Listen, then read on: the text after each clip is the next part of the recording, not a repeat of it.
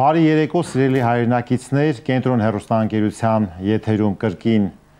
իմ հեղինակային հաղորդումն է եւ այսօր իմ տաղավարի հյուրն է ռազմաքաղաքական վերլուծաբան Հայկ Նահապետյանը։ Շնորհակալություն, պարոն Նահապետյան, իմ հրավերը ընդունելու համար։ Եվ այսպես անցած շաբաթվա ընթացքում բավականին իրադարձություններ տեղի ունեցան մեր երկրում, ինչպես քաղաքական, այնպես էլ տնտեսական, օրենսդրական դաշտում։ Մի քանիսի մասին քիչ հետո մենք այսպես ակտիվ քննարկում կազմակերպենք, բայց նախ եւ առաջ ես ուզում եմ ասեմ, քանի որ մեր հայրենակիցները ակտիվ նաեւ ուրեմն ըստ երևույթին ուշով հետևում են զարգացող իրադարձություններին, խոսքը գնում է իշխանության կողմից այսպես մեղմ ձևակերպեմ գրոհը կամ հարձակումները Եկեղեցի առաքելական Սուրբ Եկեղեցու նկատմամբ եւ նրա ներկայացուցիչների նկատմամբ։ Պարոն Նահապետյան, այսպես ձևակերպենք, եթե հիշում եք 18 թվականից սկսած մի քանի այսպես թեզեր կային, որոնք իշխանությունը մինչև հիմա գեներացնում է,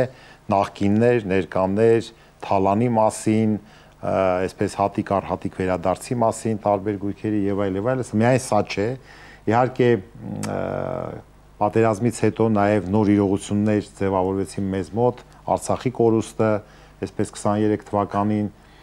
մենք տեսնում ենք ազգային ժողովում ինչ է տեղի ունենում, այսինքն այսպես քաղաքական դեբատներ, քաղաքական քննարկումներ ըստ էության գոյություն չունի։ Այսինքն ինչ գոյություն ունի։ Հենց որ պարլամենտում փորձ է արվում, որպեսզի այդ բանավեճը ընդունենք օրենքների կամ քաղաքական իրադարձությունների նկատմամբ լինի, ինչը շատ կարճ ժամանակում այդ պայթումը, ասենք վեր են կենում, ընդունենք անվտանգության աշխատողներ կամ ծեծկրտուկ կամ ծեծուջարդ եւ այլ հայհոյանք ու դրանով ամեն ինչ վերջանում։ Այսինքն այսօրվա այսպես արձանագրեմ իմ ընկալումով ազգային ժողովը որպես քաղաքական բանավեճի կամ օրենսդրական բանավեճի վայր գոյություն չունի։ Այսպես մենք տեսնում ենք, որ արագ այսպես պարփվում է այդ ամեն ինչը էներգիան դուրս է գալի, միգուցե ինչ որ կենտրոններից դա կառավարում է, որ տենց լինի, սա մեկ։ Երկրորդը շատ կարևոր, հետո եկեղեցու թեմային էսա անդրադառնանք, մենք տեսնում ենք նաև, որ ուրեմն տեղեկատվական օրակարգը քաղաքական քննարկումների եւ տնտեսական իրադարձությունների առաջարկվում եւ վարվում է հանրապետության վարչապետի կողմից։ Այսինքն ինքը մի գրառում է կատարում կամ մի ելույթ է ունենում կառավարության նիստում կամ ազգային ժողովում, ոնց որ եկեղեցու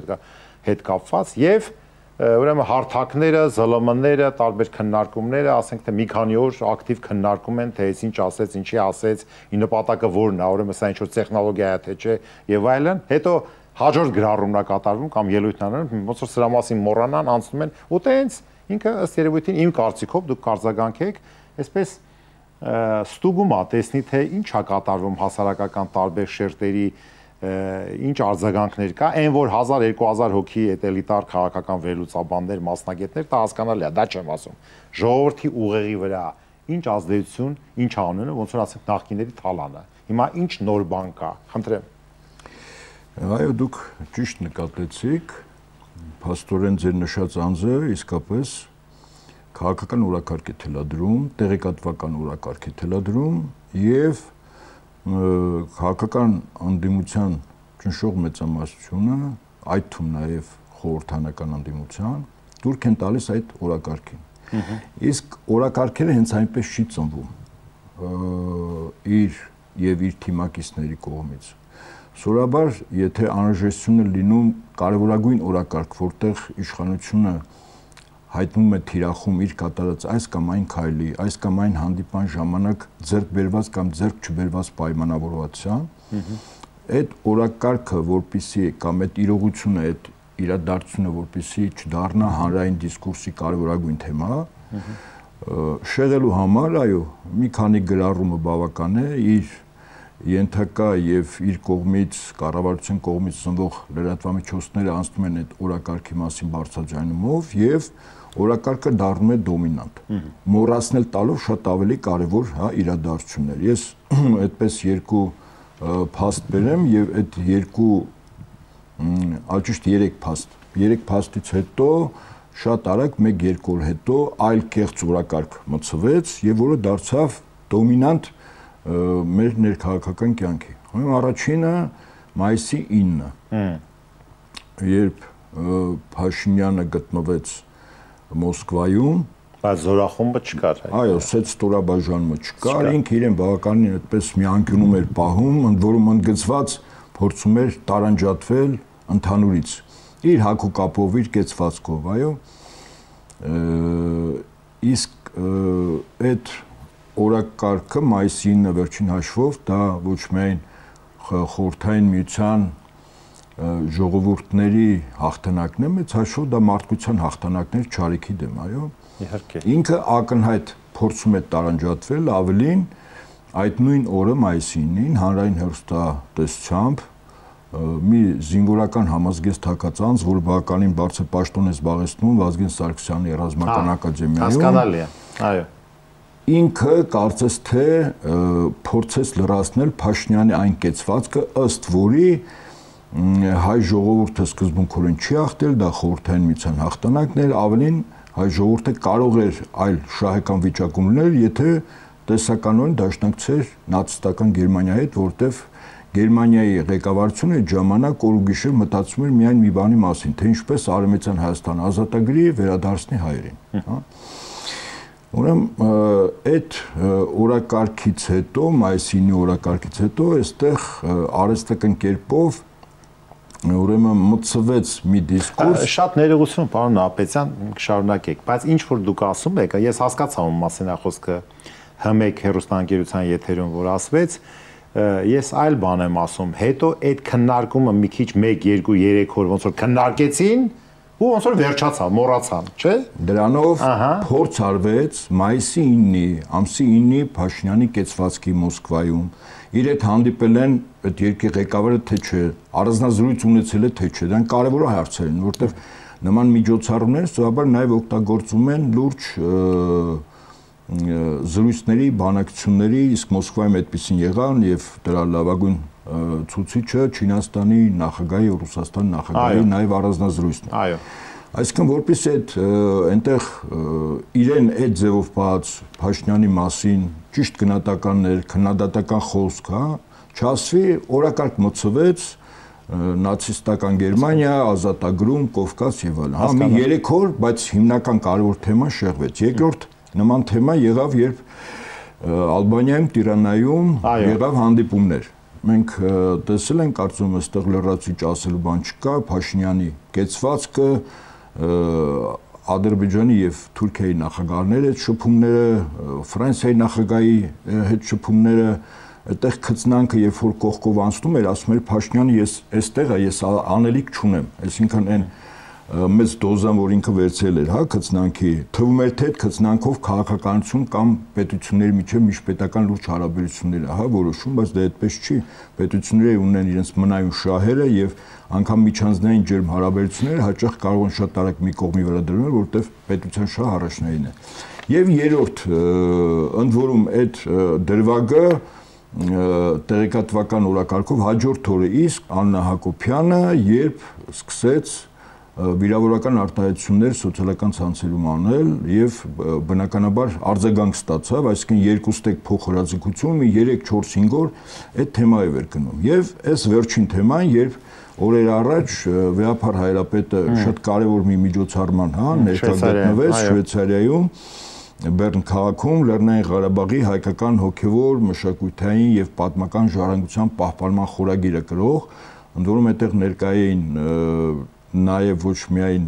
Մերկուր եկեղեցիները, նաև կաթոլիկ եկեղեցին, բողոքական եկեղեցին, նաև էկումենիկ հանրույթը, այո, եկեղեցիների համաշխարհային կազմակերպության կողմից կազմակերպված այդ մեծ միջոցառումը եւ միջոցառման ժամանակ Վեհափար Հայրապետի ելույթը, որը ես կարծում եմ շատ կարևոր եւ ճիշտ շեշտադրումներ էր եւ որպես հետևանք այդ ելույթի այդ հավաքը խորհրդաժողովը եւս հայտարարություն տարածեց։ Շատ կարևոր կետեր են այդտեղ նշված, այդ թվում եւ Արցախի հետ կապված, եւ Հայաստանի, եւ տարածաշրջանում, հա, իրավիճակի հետ կապված։ Հիմա էս որպեսի այս ամեն ինչը կարևորագույն, որ մեր պետության, անվտանգության, հարևանների հետ հարաբերությունների ճիշտ կանոնակարգման հետ կապված է, որպեսի դա մոռացիան տրվի, օրակարգ մտցվեց եկեղեցականներին ոչ պատասխանատու կերպով առանց անուններ նշելու, ընդհանրապես միայն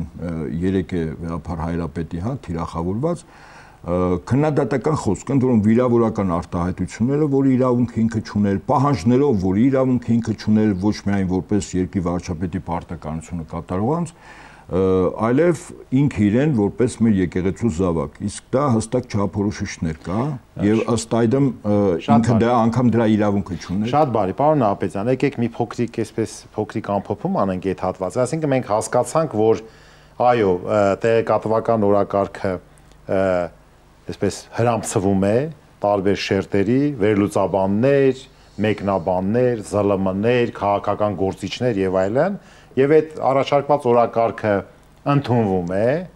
չեմ ուզում ասեմ ոնց ընդունվում, բայց ընդունվում է եւ սկսում են քննարկել։ Հետո, այսինքն տենց չի, որ այս մյուս կողմից հա մի օրակարգ թելադրվում, եկեք մի հատ անկեղծ խոսենք։ Այսինքն այդ օրակարգը իշխանության կողմից կամ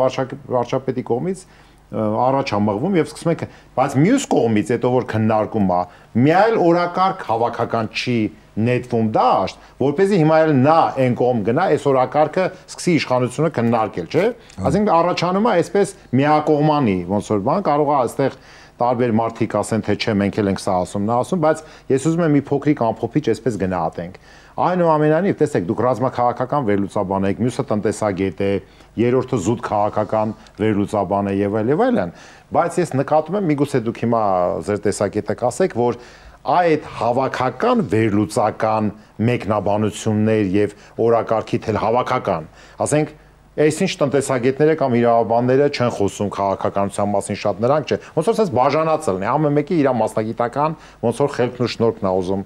ձևավորի, բայց հավաքական պետքա լինի, ոնց որ ասենք, եթե կա կառավարություն, կառավարության կողմից թելադրված օրակարգ, դա չենք ասում, չէ, դա քաղաքական է, տնտեսական է, թե իր հավաքական է։ Այս կողմից այդ հավաքականը, ես խնդրում եմ մեր հայրենակիցներն էլ բացակայ է։ Այսինքն այն կողմից թելադրված օրակարգին հակադարձող կամ այլընտրանքային կամ նրա հետ բանավիճող, ուրեմն հավաքական օրակարգ չկա, կրկնում հավաքական, եւ դրա տեղը ըստ երևույթին պետք է լիներ ազգային ժողովը, որտեղ այդ բանավեճը գնում է, չէ, օրենսդրական նախաձեռնություններ, քաղաքական հայտարարություններ, հարց ու պատասխան եւ այլն, դա այնտեղ բացակայում է, որտեղ արդեն ասեցի, գնացին, հենց որ թեժացավ մթնոլորտը, մեկը ասում է, հեսա կշպրտենք դուրս, հոպ, ինչ որ մի հատ բախում եղավ ու գնացին իրաց տաներով վերջացավ թեման։ Հիմա դուք տեսնում եք, որ տենց հավաքական հակադարձող կառավարության իշխանության օրակարգ ուրեմն գոյություն ունի մեզ։ Հանդիմությունը ներկայացված է խորհրդանում եւ կա արտախորհրդական ուժեր։ Ազգային ժողովում սովորաբար վաղօրոք պլանավորված է, թե ինչ օրենքներ, իրավական ակտեր պետք է քննարկվի։ Բնականաբար, այստեղ ինչ որտեղ խաղի կանոնները թելադրում են իշխանությունները, ու մասնապես քաղաքապայմանագիր խմբակցություն, այո, բայց դա չի նշանակում, որ ընդդիմությունը ինքը եւս կարող է օրակարգ մտցնել։ Այսինքն հարցեր, որի իրավունքը ընդդիմության երկու խմբակցություններ ունեն, քարոշչական առումով լայն մեծ լսանի մոտ այդ օրակարգը դարձնի դոմինանտ, այո, սկզբից, եւ որ պահին գնահատվի, որ իսկապես մեր երկրի քաղաքացիների ճնշող մեծամասնության այդ օրակարգը հետաքրքրում է եւ լուծումներ է անհրաժեշտ, որտեղ խնդիրներ կան, ազգային ժողովում դա դրվի օրակարգ։ Ընդ որում կարող են նաև համադրել արտախորհրդական ուժերը եւ խորհրդանական անդիմադիր ուժերը այդ օրակարգը եւ մեր երկրի քաղաքացիների փորձագիտական հանրույթը ինքը դարձնել օրակարգ։ Այո, ես ձեր հետ համակարծիք եմ, միգուցե նվազ ձևով փորձեր արվում են, բայց այն ինչ ես ասում եմ ինքը համակարգված պետք է լինի, որտեղ այնուամենայնիվ իշխանությունները տիրապետում են լրջագույն ռեսուրսների, օրենսդիր մարմնում ունեն բավականին լուրջ ներկայացված թվականակով падգամավորներ, լրատվամիջոցներ եւ այլն։ Իրենց հանդիման անդիմադիր դաշտը, այսօր ասենք մեր երկրի առջև ծառացած կարևորագույն խնդիրները առաջնորդին կապված է անվտանգության հետ, առաջին հերթին։ Եվ եթե ուշադրություն դարձեք անվտանգության հետ կապված օրակարգային դոմինանտ խնդիրներ, որոնք լուծումների կարիք ունեն, անդիմադիր դաշտի կողմից հավաքական առումով, համակարգված առումով այլ չի դրվում։ Անհատապես միգուցե մեկ-երկու падգամավոր միգուցե ներկայացնում։ Պարոն Նահապետյան, քիչ հետո մենք անդրադառնանք նաև անվտանգային համակարգի հետ շահկապված սերտորեն մի օրենսդրական նախաձեռնության, բայց մինչ այդ, երբ որ ես ասեցի հավաքական հակադարձող օրակարգ չի ներկայացում, չի հրամցվում, անցած շաբաթվա մասին խոսեցինք, ես բավականին այսպես ուշադիր հետևել եմ Գագիկ Ծառուկյանի տված հարցազրույցին Կենտրոն հեռուստաընկերության եթերում այդ հարցազրույցը այսպես հավաքականին հավակնող այսպես մտքեր էր հարցադրումներ էր անում առայն որ տեսեք մի քանի թեզեր կա առաջի թեզը այն է որ այդ հին նոր այդ ինչ որ արդեն ինքը ոնց որ էֆեկտեր չի տալի պետքա կամ դադարեցվի կամ պետքա մի ուրիշ ինչ որ լուծում լինի հիմա երկրորդը ես չեմ ուզում կենտրոնանամ դրա վրա այնտեղ խոսք գնաց նրա մասին որ պետքա վերկուսակցական համակարգեր ստեղծվեն որովհետև ճիշտ է կուսակցությունները դրանք դասական գործիքներ են երբ որ ընտրությունների մասնակցում ես կա համաշխարհային փորձ միջազգային փորձ բայց մեր իրականության մեջ այդ հնի նորի այդ ամբողջ բանում ոնց որ կուսակցությունների նկատմամբ մի փոքր Չէ, ռեյտինգ են անում, այդ ռեյտինգները տեսնում ենք, թե ինչ ցածր մակարդակի ռեյտինգները ընդհանուր առմամբ, եւ պետքա մի վերկուսակցական, միտքը ոչ թե կուսակցության հետ կապված խնդիրն է, միտքը այն է, որ մի կուսակցության ուժով չի, հակով չի, որպեսզի հաղթահարի ստեղծված իրավիճակը, այլ պետքա հավաքական վերկուսակցական մի բան ստեղծվի, եւ իհարկե շատ կարեւոր որ ես անդրադարձել եմ, դա այն է, որ ռուսական շուկաների դեմ թե փակեն գնան արևմտյան շուկաներ եւ այլն, այդ էր, որ ասինքն ակնհայտ է, որ որևէ մեկը արևմտյան շուկաներում մեզ չի սպասում։ Իսկ նրանք իրանց արտադրանքը չեն կարողանում իրանց շուկաներում անանեն, ասինքն եւ այդ ստեղծված մեծ եւ եվրասիական տնտեսական ուրեմն շուկան միանշանակ ողջամիտ չի լինի, որպեսզի մենք ինչ որ ինքնական փորձենք հրաժարվենք։ Ես կուզենայի ձեր կարծիքը նաեւ այս պարոն Ծառուկյանի հարցազրույցի այդ թեզերի հետ կապված։ Գիտեք, երբ օրակարգ ինքը համապարփակ է դրվում, իր մեջ ներառելով այս կամ այն ոլորտի առջև ծառացած խնդիրները եւ գնահատումը, ճիշտ գնահատում եւ լուծման ճանապարհները ցույց տալ, ինքնին դա արդեն արժեք է։ Ես օրակարգի հետ կապված մեկ օրինակ բերեմ, որտեղ վերջերս երբ Հայաստանում էր գտնվում Ռուսաստանի Դաշնության արտաքին գերատեսչության ղեկավարը Սերգեյ Լավրովը, իր խոսույթում, իր հանդիպումներում ինքը ինչ որ մտքեր արտահայտեց եւ երբ ես մասնագիտորեն վերլուծում էի մեր փորձագիտական շրջանակների գնահատականը իր այցելության հետ կապված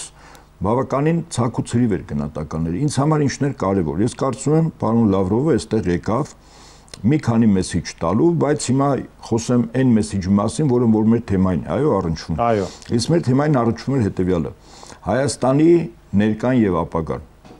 Ինքը բարձրաձայնեց օրակարգի մասին, իդեպ, անուղղակի ասելով, որ իրենց համար հետաքրքիր է Հայաստանում ընդդիմադիր դաշտի կոնսոլիդացիան օրակարգի շուրջ եւ այսպես օրակարգը մեզ համար շատ եւ խիստ վտանգավոր է Ադրբեջանի նախագահի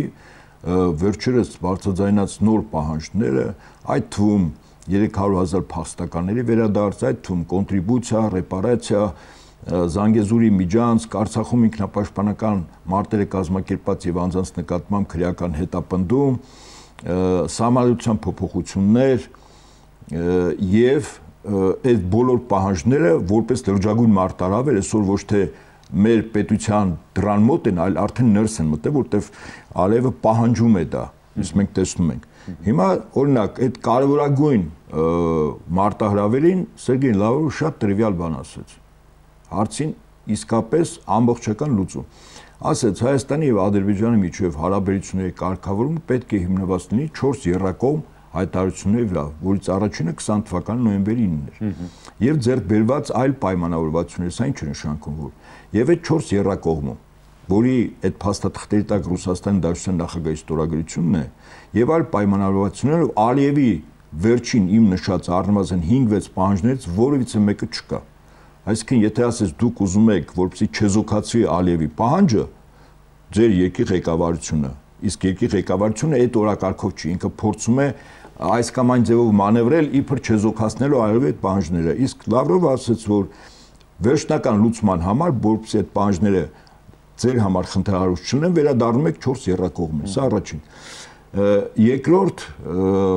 տարածաշրջանում Հայաստանի դերակատարման մասին շատ կարևոր ասաց, որ դրսից տղա պետք չի բերել Հայաստան։ Այս տարածաշրջանում ցանկացած խրթին հարցեր, ցանկացած խնդիրներ պետք է լուծվի 3 գումարած 3 ձևաչափով։ Այսինքն արևմուտքի բացառության, արևմուտքի այս կամ այն պետության ներկայության բացառության մասին։ Երրորդ օրակարգային կետը, երբ ասեց, որ Հայաստանի ներկան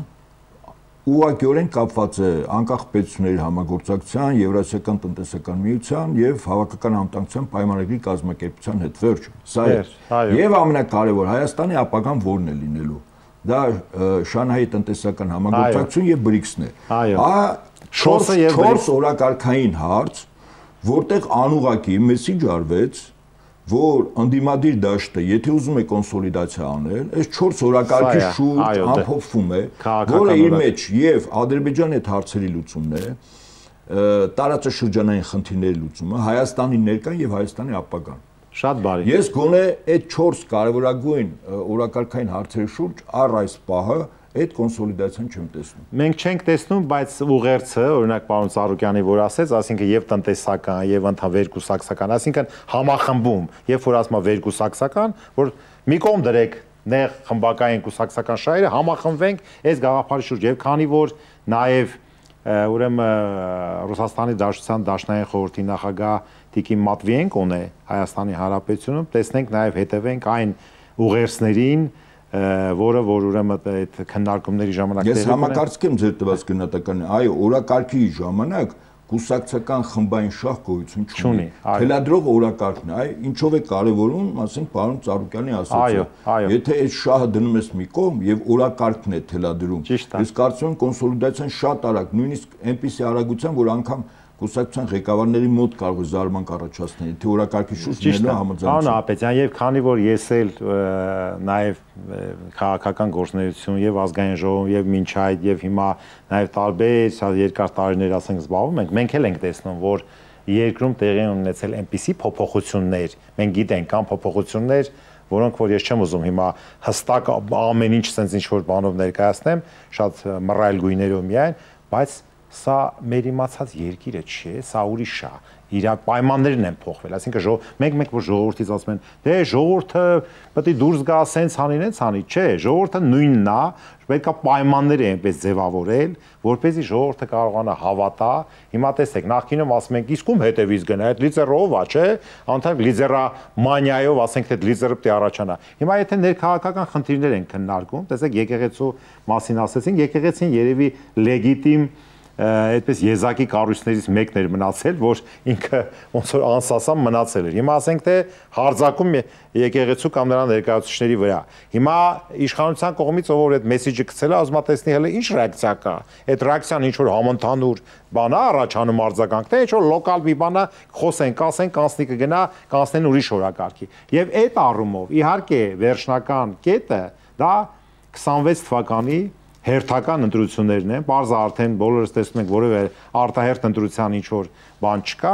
այ բոլորը արդեն մնացել է 1 տարուց համարյա քիչ ժամանակ, գնում են դեպի 26 թվական։ Այդ ներքաղաքական բանում, ասենք ներկա, դուք տեսնում եք, որ ինչ որ նոր դեմքեր են առաջանում հիմա, այսպես կարկայծեն, հիմա ժողովուրդը կասի, այս ինչ է առաջացել։ Կարող է ինչ որ բաներ կա ֆարստարտ չանելու համար, թե ես օրինակ առանձնապես շատ չեմ տեսնում։ Իմ գնահատականը սովորաբար մի փոքր տարբերվում է քաղաքական ուժերի վերլուծաբանների գնահատականից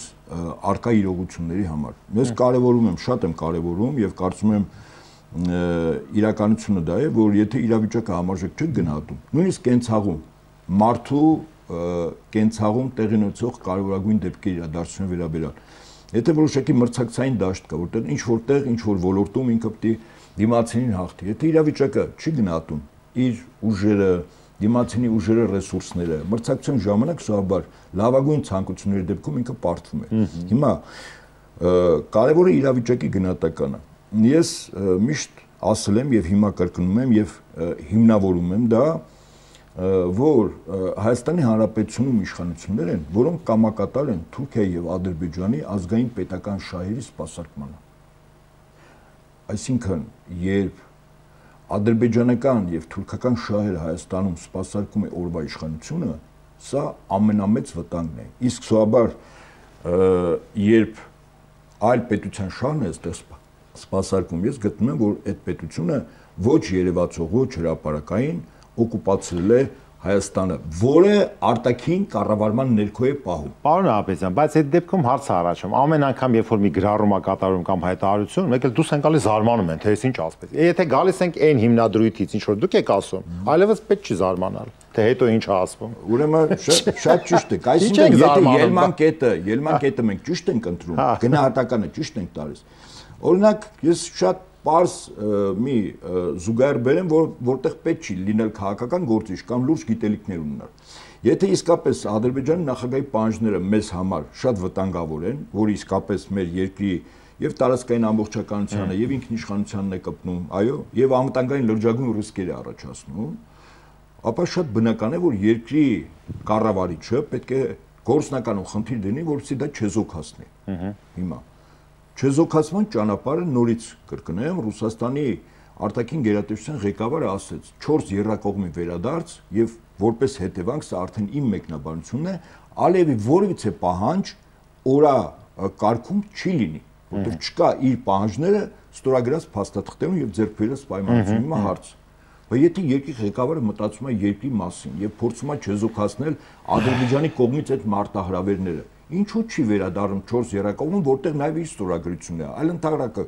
փորձում է այս կամ այն ձևով մանևրել, փորձում է զիջումներ անել Ալիևի պահանջները ոչ միանգամից, որտեղ միանգամից կատարել այստեղ ներքաղաքական լուրջ ցնցումներ, այո, կարող են առաջանալ։ Աստիճանաբար անել։ Այստեղից բասները կարծում եք կառաջացնի միանգամից։ Վստահաբար այո։ Հիմա պատկերացրեք, եթե Հայաստանի Հանրապետության ես հիմա ասեմ, օրինակ մի քանի կետ ասեմ, եթե Հայաստանի Հանրապետության, ասենք, որոշում կայացի, որ 4 մարզերից հսկայական տարածքներ ուղղակիորեն տրամադրվելու է, որպեսզի 300,000 փախստական վերադառնում։ Եթե մի քանի Այդ հասկանալի է, դրա մասին չի խոսքը, հա, այդ հասկանալի է, ես դա չեմ։ Այսինքն դա իրոք ցնցման պատճառ չէ կարող։ Իսկ եթե Ադրբեջանը մի քանի հազար հոգու ցուցակ տա Հայաստանի իշխանություններին, ասի այս մարդիկ Արցախում զենք են վերցրել եւ իմ օրինական իշխանությունների դեմ կռվել են եւ նաեւ սպանել են մարդկանց։ Մի քանի հազար անձի,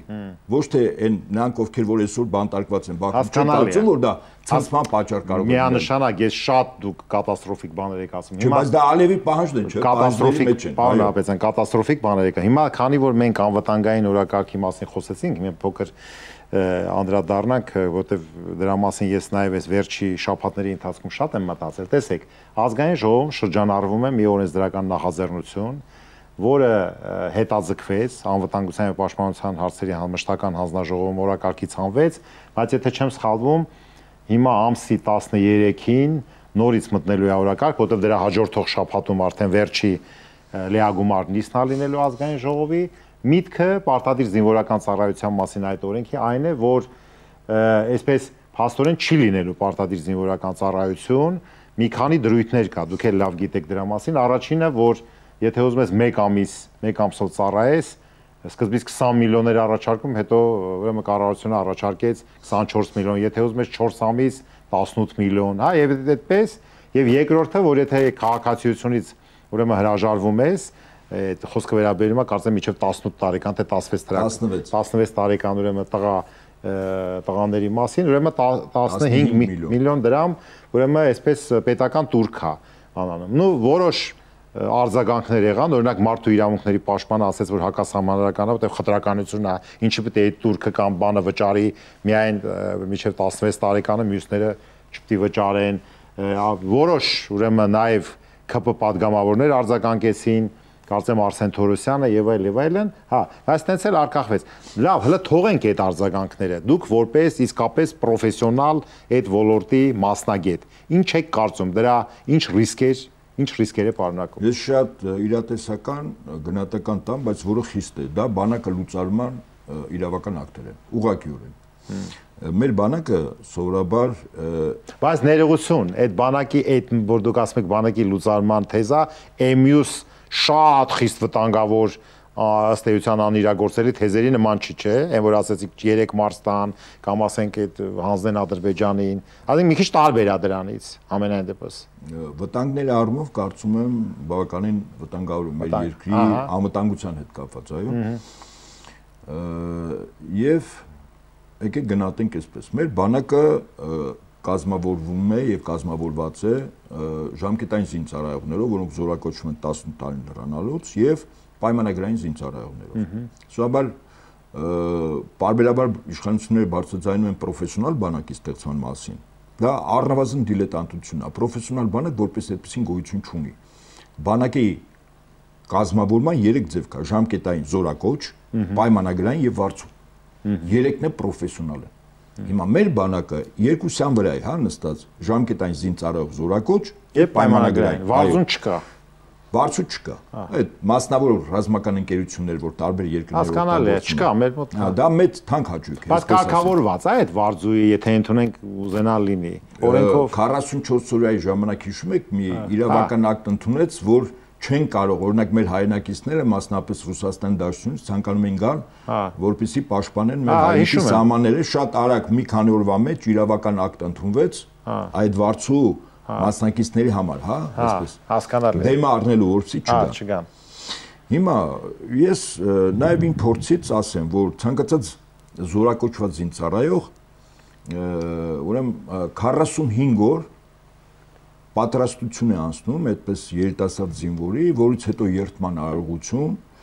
որից հետո այդ զինծառայողների մեծ մասը գնում են ուսումնական զորամասեր։ Ուչեպկա կոչեցյալ է։ Հա, այդ ուսումնական զորամասեր, որտեղ իրենք սովորում են մեկ զինվորական մասնագիտություն հմտանում են, դա մոտ 5-6 ամիս է տևում, որից հետո վերադառնում են այն զորամասերը, որտեղ կցագրված են։ Եվ եթե այդ զորամասերը մարտական հերթապահություն են իրականացնում, այդ հերթապահության ժամանակ 1-2 ամիս դեռևս հրամկազմը բավականին զգուշավոր է, հաշվի առնելով, որ առաջնագիծ է գնում եւ այդտեղ բավականին բան նաեւ այդտեղ պիտի սովորի։ Այսինքն 7-8 ամիս ժամանակ է պետք լինում, որպեսզի զորակոչված զինծառայողը կարողանա դյուրին կերպով եւ անփորձանք, այսպես ասենք, մարտական խնդիր կատարի։ Հիմա նայենք այն իրավական ակտը, որտեղ նշված է 1 ամիս ծառայել եւ ինչ որ գումար վճարել, այլ չծառայել։ Հիմա հարց. 1 ամսվա ծառայողի ստացած գիտելիքը եւ հետո ինքը գնա պայստազոր,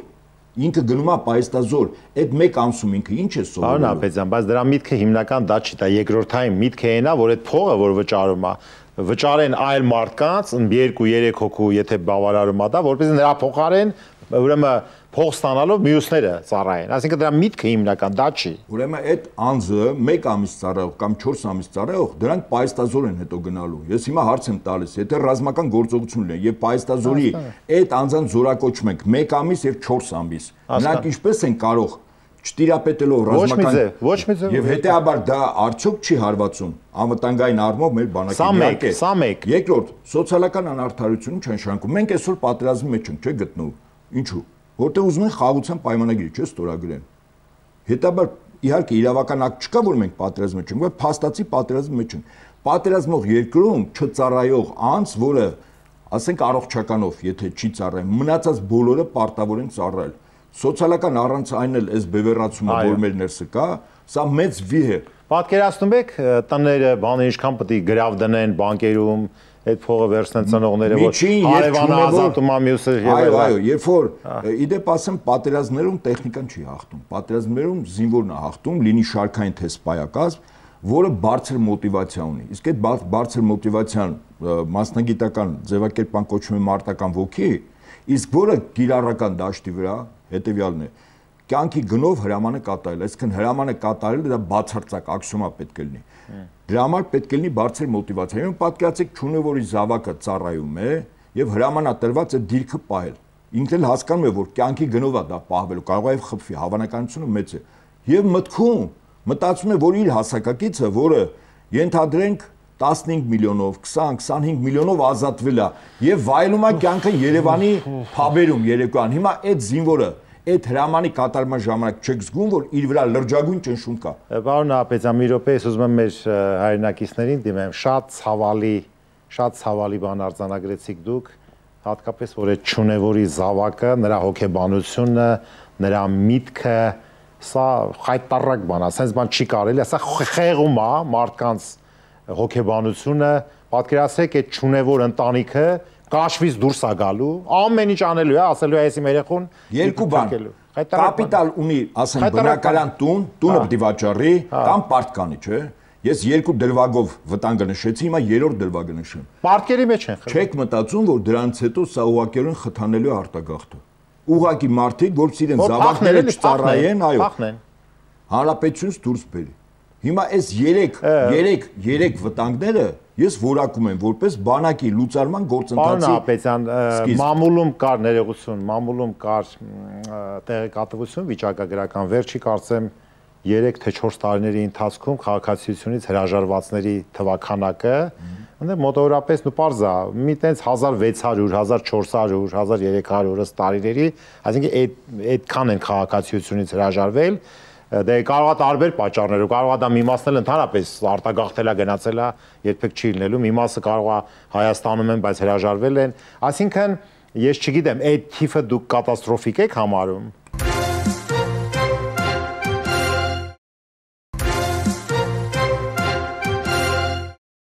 Ասեմ ձեզ, ես լսել եմ մեզ իրավական ակտ առաջարկող անձի կողմից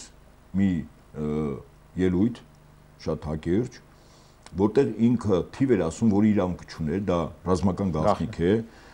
ասում էր 22-24 թվականներին խուսափող անձանց թվականակը շատ ավելի մեծ էր, քան այն թիվը, որ դուք ասում եք։ Հիմա ես մամուլում կար, տենց։ Ես իր ելույթն եմ լսել, խոսքը Հայկ Սարգսյանի մասին է, ինքը թիվ է ասում, որը գաղտնիք է։ Բայց այդ թիվը իսկապես ձեր ասած կատաստրոֆիկ է։ Հիմա ասեմ, մեզ մոտ, երբ որ մենք ունեինք Ադրբեջանի հետ եւ Արցախը շփմանկից բավականին երկար, իսկ հիմա ավելի է մեծացել։ 95-96 թվականից մեզ մոտ անձնակազմը թվականակով այլևս չէր բավականացնում։ Եվ որի լուծումը այդ ժամանակ օրվա իշխանությունները որոշում կայացրեցին, որ աշճանաբար պետք է ստեղծել պայմանագրային ստորաբաժանումներ, մինչև թվականակ այդ թվերը չկար պայմանագրայիններ։ Եվ պայմանագրային ստորաբաժանումներ, որոնք հիմնականում զորակոչվում են սահմանամերձ բնակավայրերից, որոնք ունեն փորձառություն, ծառայություն եւ մոտիվացիա, վերջին հաշվին քեզ սահմանում կանգնում նաև պաշտպանում են նաև իր տունը 15 օր ծառայում էր, 15 օր հանգիստ, հա։ Պայմանագրայինները, ստորաբաժանումները, հետագայում նաև գումարտակները այդ ժամանակ ծնվեցին, այսինքն նույնիսկ ես ասում 90-ականների կեսերից 96-97, այդ ժամանակ արդեն չէր բավականացնում, ուր մնաց հիմա։ Եվ եթե դուք հիմա որոշում եք կայացնում իրավական ակտով, որ կարող են շատ-շատերը չծառայել, հասկանում եք ինչ է դուրս գալիս։ Վերջն արդյունքը ես ասեմ, սա ինչի համար է արվում իշխանությունների համար ինչ հիմնավորում տալու։ Ուրեմն հաշվի առնելով, որ նյութական բարեկեցիկ վիճակում ապրողների զավակները վստահաբար չեն ծառայելու, որտեղ չկա այն հայրենասիրությունը, առավելից որ 18 թվականից մի նարատիվ մտցվեց օրակարգ, որ տղաները զոհվում են հանուն ոչնչի։ Սա շատ կարևոր է, որը նաև քարոզչական լուրջ հող նախապատրցեց եւ տարածվեց։ Ուրեմն ունևորների զավակները չեն ծառայելու։ Չունևորների զավակները մեծ մասը չեն ծառայելու։ Մարդիկ պարտքեն անելու, տուն են ծախելու մեծ կապիտալ, որովհետեւ զավակները չծառայեն։ Իհարկե ճամպրուկներն կապել են գնալ, որտեղ ապրուստի միջոց տուն չունես գնում եմ, գնում ես, ահա։ Եվ ելնելով այս իրողությունից ամենակարևորը որպես ծանր հետևանք պայմանագրայինների սոցիալական փաթեթը բավարար չի, սոցիալական փաթեթը դրամական բավարարում, ընտանիքի անդամների բուժ սպասարկում, ուրեմն առողջապահական խնդիրներ եւ բնակարանային խնդիրներ անհամեմատ ավելի վատն է, քան Երևանի փողոցներում օրինակ ծառայություն իրականացնող ոստիկաններինը։ Էլ չեմ ասում դրամական բավարարումը, որտեղ մի քանի անգամ ավելի քիչ են ստանում։ Նշանակում է, որ պայմանագրայիններն էլ սկզբունքորեն չեն ցանկանա ծառայել։ Եվ գիտեք, մի քանի տարի հետո ինչ վիճակ կարող է լինել։ Տեսականորեն այն, որ այս իշխանությունները իրենց հովանավորների օգնությամբ վերարտադրվում են։ Մի քանի տարի հետո, օրինակ, ասվելու է այսպիսի բան. Հարգելի քաղաքացիներ, հաշվի առնելով, որ մեր երկրի զինված ուժերում առաջնորդին բանակում ուրեմն զորակոչվածների եւ պայմանագրայինների թվականակը անհամեմատ ցածր է Ադրբեջանի եւ սկզբունքորեն չեն կարող մարտական խնդիր կատարել պաշտպանելու մեր հայրենիքը, ասենք օրինակ ասում եմ մերը 10,000 է, Ադրբեջանը 100,000 եւ հաշվի առնելով ընդորում դուք եք ընտրել, չեք ցանկանում ծառայել, հավասիկ դուք եք որոշում կայացել ձեր զավակներին, որսի չծառայեն 10,000-ը 100,000-ի դեմ սկզբունքորեն չի կարող հայրենիքը պաշտպանել։ Ուստի եւ մենք ստիպված Ադրբեջանի պահանջները կատարելու ենք այսքան բան։ Այսինքն ես որ ասում եմ բանակի լուծարման վերջն արդյունքի նպատակը Ադրբեջանի նախագահի պահանջները անվերապահ կատարելն է։ Աստված մի արասե իհարկե այդպիսի վիճակ առաջանա։ Բայց հիմա տենդենսը գնում է դեպի դա։ Աստված մի արասե, պետքա կասեցնել այդ տենդենսը, այդ միտումը։ Հիմա դուք որպես էլի փորձառու գործիչ, ձեր հոտառությունը բավականին այսպես իրատեսական է։ Հիմա դեռ օրենքը չի ընդունվել, այդ ինչ որ ասում ենք։ Ինչ կարծիքի եք այդ օրենքը կանցկացնեն։ Որովհետև տեսանք, որ բավականին ԿՊԱ-ականներ շատ փակ քննարկման ժամանակ դեմ են եղել, արտահայտվում են, բայց ոնց որ այս պահին ոնց որ կանգնեց, էլ խոսակցություն չկա։ Ասեմ ձեզ, ուրեմն սոցիալական ցանցերում, ես բականին այդպես ակտիվ ուսումնասիրում եմ, դա նաև իմ մասնագիտությունն է եղել, ժամանակի նախարարությունը պաշտպանության ծառայելուց։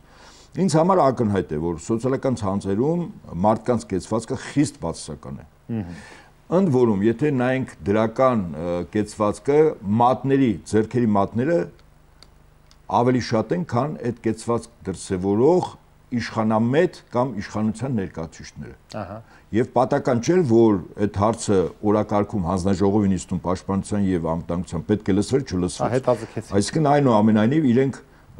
փորձում են ինչ որ ձևով այս առաջին ընդվզումը այդ օրենքի դեմ ուղղակի ժամանակի տարածության մեջ մի փոքր մարի, որ դյուրին կերպով, ինչպես ասում են, աշկից ականջից հեռու անցկացնեն, բայց դա այդպես չի լինելու, որտեղ կրկնում եմ, այդ օրենքը ուղղակիորեն մեր երկրի անվտանգության հետ է կապված։ Շատ բան, ասենք ձեր սպասումները նա է, որ այսպես կանխատեսումները, որ շատ բարդ առնելու դա անցկացնելու։ Եվ քանի որ այդպեսի գնահատական տվեց, ես էլ եմ այդ կարծիքի, իհարկե 100%-ով չէ, բայց բավականին վերապահումով այսպես նայում եմ։ Այ անդիմությունը այստեղ որպես օրակարգ կարևոր անելիք։ Մեծ անելիք կա։ Հիմա տեսեք, ես որ հաղորդման սկզբում ասում եի, տեսեք, իշխանությունը նետում է, այսպես հրամցնում է օրենքի նախագծեր, օրինակ, եկեք թվարկեմ, էլի վերջի, չգիտեմ, 1-2 տարվա ընթացքում գոնե, տեսեք, տնտեսական բլոկում շրջանառության հարկը կրկնակի ավելացրեց 1։ Գույքահարկը վաղուց արդեն ընդունել են 26 թվից արդեն լիարժեք կմտնի իր ունի մեջ։ Աղբի վճարները աղբահանության ոչ թե բանով է, մարդ շնչուա, որ աղբը առաջացնում, այլ տարածքով է։ Հետո գալիս են այս զինապահություն տրանսպորտի գները։ Այդպես առաջին անհրաժեշտության սնունդը կրկնակի երակի թանկելը։ Կրկնակի երակի ես միշտ ասում եմ, գնացեք մտեք եվրոպական որևէ երկրի սուպերմարկետ, բոլորս էլ ասեն, կտեսնեք, որ անհասկանալի է, այս ինչ գներ են։ Հետո երբ որ ասում են, թե հա իմիջիայլոց, ուրեմն երեք վարչապետը ելույթ ունեցավ բյուջեի կատարողականի հետ կապված ազգային ժողովում եւ ես նայեցի տնտեսական մի քանի ցուցանիշներ, որ 18-ից 25 թվականներին ոնց որ թե միջին աշխատավարձը հիմա 304,000 դրամ է, աճել է 70%-ով, իսկ ուրեմն գնաճը ուրեմն 26-27%-ով, դա նշանակում է, որ 50%-ով ըստ կառավարության մարդիկ սկսել են լավ ապրել։ Հիմա ես ուզում եմ հարց տամ, եթե ուրեմն մարդը իհարկե տարբեր ծառայություններից է օգտվում, բայց եթե մենք վերցնենք այդ մեր ասած առաջին անհրաժեշտության սննդամթերքը, նայեք տեսնեք տակ 5 տարվա 7 տարվա մեջ 25-26% է, թե չգիտեմ 125 մի քանի անգամ, այդ առաջին, հələ մի հատ նայեք ուրեմն առողջապահական ծառայությունները, որ անընդհատ, հələ մի հատ նայեք այլ ծառայություններ, ասենք, հələ մի հատ հասկանանք, էլի կյանքի որակը այդ գնագոյացման պայմաններում ոնց կարող է լինել եւ չասել դրա մասին, առնվազն նշանակում է, որ իրատեսական ինչ որ մի մեսիջ չեղել։ Եվ այս առումով ասենք թե կամ նույն խոսեցինք այդ հայտարարագրերի մասին, թե դա հիմա դրանն ինչ է, նախապատրաստված չէ թե եւ այլն։ Հիմա ինչի եմ ես սա ուզում ասեմ, ուզում ասեմ, մենք մի բան բայց արձանագրենք, որ ինչ էլ լինի, մեր ժողովրդի մոտ այսպես պորտկում, ցասում իրանց ուղեղներում ամիգուցե ինչ որ այդ նույն հարթակներում, գրառումներում, ստատուսներում, այդ նույն քաղաքական վերլուծաբանները, տարբեր հարցազրույցներն են,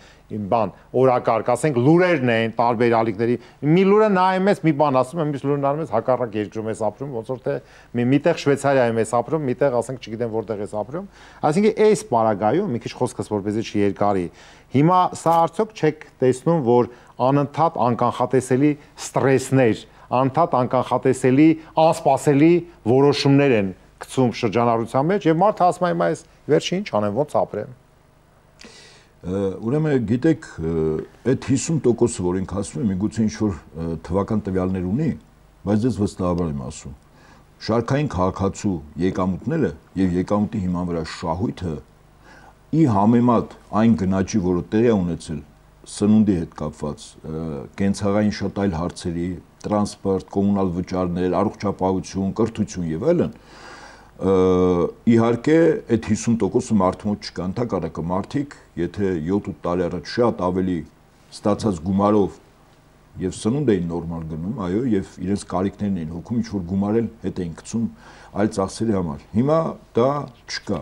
բայց փոխարեն այդ 50% որ ասում ես դες վստահաբար ասեմ, օրինակ բանկային համակարգը Հայաստանում աստղաբաշխական թվերով հարստացել է եւ հետեւաբար Հայաստանում ուղղակիորեն եւ շեշտադրված եւ դա պետական քաղաքականություն է, բևեռացում է գնում, այսինքն բանկային համակարգը, որը ուղղակիորեն հարվածում է արտադրողներին, իսկ իրական տնտեսությունը դա բանկային համակարգը չի։ Այդ ֆանտիկները իրական տնտեսությունը արտադրանքն է։ Այն նրանք, ովքեր որ արտադրանքով բարեկեցություն են ապահովում, այդ հարվածը ինչ որ արվում է, ինչ որ այն քաղաքականություն որ արվում է, ոչ միայն շարքային քաղաքացու գրպանն է հարվածում, այլև արտադրողներին։ Պարոն Ապետյան, տեսեք, խոսք գնաց 18-ից 25 թվականներին, որ լրացուցիչ 250 թե 60 հազար աշխատատեղ է ստեղծվել, 783 հազար հիմա աշխատատեղ է, իհարկե դրանց մի մեծ մասը այսպես ստվերից դուրս եկած աշխատատեղեր են եւ դրանց մեծ մասը նվազագույն աշխատավարձով արձանագրված են, ուղղակի նվազագույնը գրենք, որ եկամտային հարկը վճարվի, բայց տեսեք, դուք շատ ճիշտ բան նշեցիք, դրա մասին ես միշտ ասում եմ, այո, իսկ որտեղ են այդ աշխատատեղերը, եթե դրանք տնտեսության իրական հատվածում, այսինքն արդյունաբերություն, գյուղատնտեսություն, շինարարություն, դրանք չկան։ Հասկանալի է, շինարարության մեջ որոշ աշխուժացում կա, հիմա դա էլ կամաց-կամաց արդեն չեզոքացվում է։ Այսինքն մնացածը դրանք որտեղ են։ Ծառայությունների ոլորտում են։ Ուղղակի եւ դա իրական տնտեսությունը չի։ Հա, եւ դա այո, իրական հատվածը չի։ Իրական աճը այդտեղ է, եւ այդ թվերը որ իրենք ներկայացնում են։ Հետեւաբար ոչ մարդկանց կենսամակարդակն է լավանում, ոչ էլ արտադրողի հնարավորություններն է մեծանում, որից իր արտադրության ծավալները մեծացնեն։ Օրինակ արդյունաբերության ոլորտում տարիներ շարունակ եղել է մոտավորապես 83, 84, 85 հազար աշխատող, հիմա այնտեղ երևի 50 հազար աշխատողներ չկան։ Ահավասիկ իրական տնտեսությունը անկում է ապրել, ոչ թե աճ ունեցել։ Գյուղատնտեսության ոլորտում եղել է ժամանակին 360-70 հազար, հիմա կարող է 230-40 հազար աշխատողներ։ Սա է իրական պատկերը։ Այսինքն մենք երբ որ ասում ենք, ել չեմ խոսում աշխատանքի արտադրողականության մասին, դեսա մասնագիտական բաներ են, չնայած դրա մասնագիտականը որն է, ասենք մեկ շնչին կամ մեկ աշխատողին ընկնող թողարկված արտադրանքի ծավալը կամ 1 ժամում արտադրված։ Խայտարակ մենք հետ ենք։ Այսինքն այս մասնագիտական ցուցանիշները, երբ որ մենք այսպես տրիվիալ նայում ենք թվերին, բայց սա չենք զուգահեռ ասում, սա նշանակում է, ուրեմն խեղաթյուրվում է ամբողջ տնտեսական իրականությունը եւ մենք տեսնում ենք տեսեք, իհարկե ես չեմ կարող չասել նաև օբյեկտիվորեն, որ ժամանակին երբ որ մենք մարդկանց եկամուտների մասին ենք խոսում, այո, եղել է, որ եկամուտներ կա, որոնք չեն հաշվառվել, որովհետև կանխիկի շրջանառությունը մեծ է եղել։ Բայց երբ որ այդ կանխիկի շրջանառությունը, ասենք, մենք ուզում ենք հասցնենք մաքսիմալի ներողություն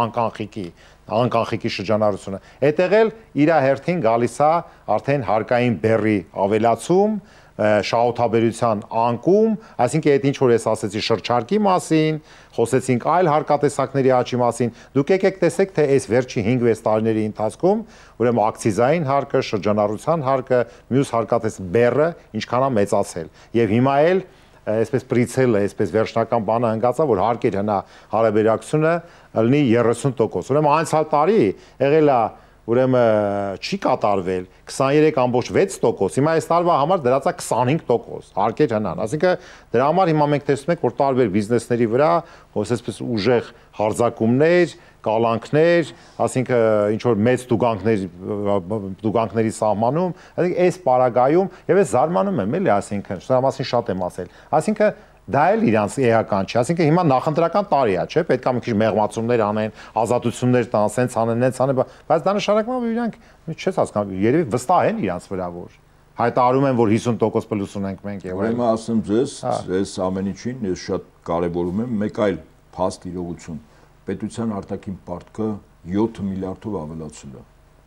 Եվ այդ պարտքը մեզանից $13.6 միլիարդ եւ մեզանից յուրաքանչյուրը եւ Հայաստանում դեռևս չծնված երեխայի վրա է դրված։ Գիտեք ինչքան է արտաքին պարտքի սպասարկման ընթացիկ տարվա բեռը, որ բյուջեում, որ տարեկան պետք է փակվի։ Տարեկան 395 միլիարդ դրամ, այսինքն $1 միլիարդ, 395 միլիարդ դրամ գնում է այդ արտաքին պարտքի տարեկան սպասարկմանը։ Իսկ մեր պաշտպանական բյուջեն 660 միլիարդ է, չէ՞։ Իսկ այսինքն պարտքը վեցում է բուն նպատակը պարտքի ինչ որ մասը փակելու տոկոսներ փակելու առաջին եւ ուժային կառույցներ եւ վարչական համակարգ պահելու վերջ որտեվ դուք ճիշտ նկատեցիք իրական տնտեսությունը ռեալ անկում է ապրել արտադրող տնտեսությունը անկում է ապրել եւ այդ պարտքը երբ որ ավելացնում է սա ուղղակիորեն ասում է իշխանությունների ուղղակի տնտեսության ոլորտում ամբողջովին ձախողված քաղաքականության Շատ բարի, պարոն Նահապետյան, մեր հաղորդումը մոտենում է իր ավարտին, ուղղակի ես վերջում, քանի որ տեսա մամուլում եւ ԶԼՄ-ներում, որ Ադրբեջանը հերթական զորավարժությունն է անցկացնում հրթիռահրետանային համակարգերով այս մեր սահմանների մոտակայքում, սա ինչ հերթական զորավարժությունն է, թե ինչ է, դուք երևի տեղյակ կլինեք։ Ուրեմն զորավարժությունները 44 օրից հետո, երբ Ադրբեջանի բանակը գործնականում ռեալ կորուստներ ունեցել եւ անձնակազմի եւ զինտեխնիկայի, հիմա իրենք անձնակազմը լրահամարել են պայմանագրային եւ զորակոչային, գնվել է համապատասխան տեխնիկա, այս զորավարժությունների իմաստը անձնակազմը զենքին լավ տիրապետելն է, ստորաբաժանումների ներդաշնակումը զորավարժարաններում, որը մարտի դաշտից առաջ քննությունն է, այսպես ասենք։ Եվ 44 օրից հետո յուրաքանչյուր տարի Ադրբեջանը նվազագույնը 10 մեծ զորավարժություն է արել այլ պետությունների զինված ուժերի ստորաբաժանումների հետ։ 10, այսինքն մոտ 4-5 տարի նրանք անընդհատ անում են։ Էլ չեմ ասում ներքին փոքր զորավարժությունները։ Եվ բանակի մարտունակության մեկ առաջնային չափորոշիչը դա զորավարժություններն են, որտեղ զորավարժությունների ժամանակ է գնահատվում իրականում քո անձնակազմը որքանով է տիրապետում ուրեմն զենքին, որքանով է ներդաշնակված ստորաբաժանումները միասին մարտվարում եւ որքանով է բարձր անձնակազմի բարոյական վիճակը, այսինքն մարտական ոգի։ Մենք չենք անում։ Հիմա մենք ուրեմն պետք է անենք, կարող ենք անել, մենք ՀԱՊԿ անդամ ենք, հրաժարվել ենք 3 մեծ զորավարժություն, որը Հայաստանում պետք է արվեր, հրաժարվել ենք ՀԱՊԿ այլ երկրներում ուրեմն զորավարժությունների մասնակցությունից, այլ պետություններից սկզբունքորեն լրջագույն զորավարժություն չեն կարել։ Էլ չեմ ասում ներքին զորավարժությունների թվաքանակը չափելի չի Ադրբեջանի ներքին զորավարժությունների հետ։ Եվ ահավասիկ այս իրողությունների պայմաններում իշխանությունները հայտ են ներկայացնում վերարտադրվելու։ Շատ բարի։ Շնորհակալություն, պարոն Նահապետյան, սիրելի հայրենակիցներ, մենք տեսնում ենք, որ տարբեր ոլորտներում խնդիրները չեն քչանում, խնդիրները շատանում են։ Պարզ է իշխանությունը բյուջեի կատարողականի մասով մի բան է ասում, կյանքի, այսի երջանիկ կյանքի բանաձևը իրենք այլ կերպ են պատկերացնում կամ այլ կերպ են հրամցնում, բայց մենք տեսնում ենք, թե ինչ է կատարում, լավ օրից չեն, այդ դեպքում եթե կյանքը երջանիկ է, բոլորը երջանիկ, այսպես իրանց ասելով ապրում են, ինչ են այս պարտադիր զինվորական ծառայության այս օրենքը բերում, այդ թվերն էլ հնչեցնում, թե ինչ է կատարում։ Լավ երջանիկ կյանքից այդքան կհրաժարվենք քաղաքացիությունից, պարոն Նահապետյան։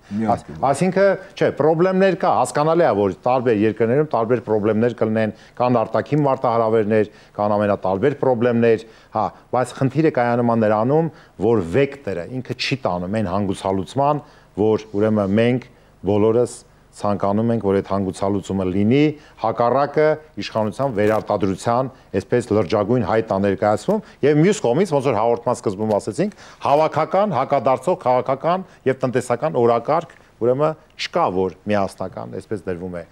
Ինչևէ, մեր հաղորդումն ավարտվեց, մեր հյուրը ռազմաքաղաքական վերլուծաբան Հայկ Նահապետյանն է, կհանդիպենք հաջորդ շաբաթ։